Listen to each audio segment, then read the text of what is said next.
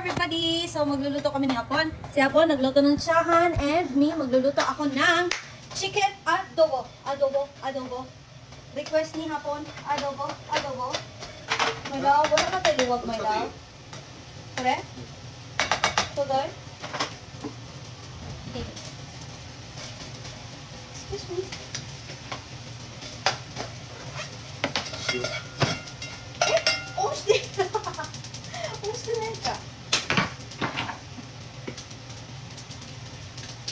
Yan, magluluto kami ng...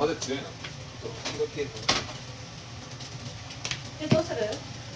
Toast? Diba? Sabay kami luto. Sabi ko nga, ako na magluluto. Sabi niya, gusto niyang tumulong. Walang time, guys, na hindi siya nagbibehave siya. Wala. Parati ang gumagalaw sa bahay. Hindi na ako mai-stress na, tulungan mo naman ako, magluto ka naman, maglinis ka naman. No, wala. Wala po akong ganyan. Kasi, siya na yung, nag-iisip talaga. Excuse me.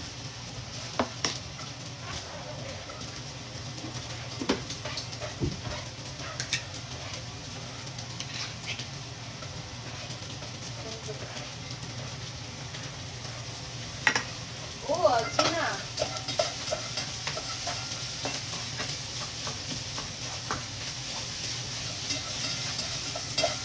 Ine. Tanggit.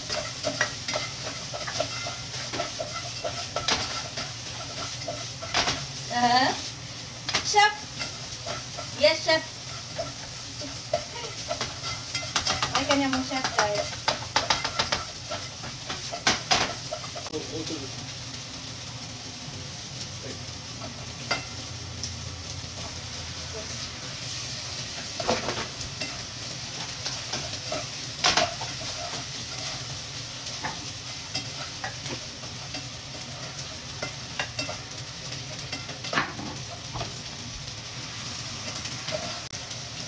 Ganyan lang kami dito sa bahay.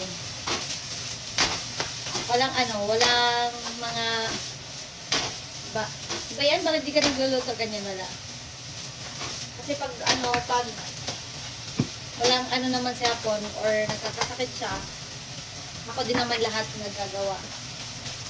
So ngayon medyo okay na siya kasi parang feeling niya, ay salamat at wala akong seryosong sakit. Nag-genki siya, guys. Nag-genki yung Hapon. Sarap ng sahan. Tarang! Ako natadubo ako. Wait lang. Diba? Ang bilis niya magluto. Basta mga pro.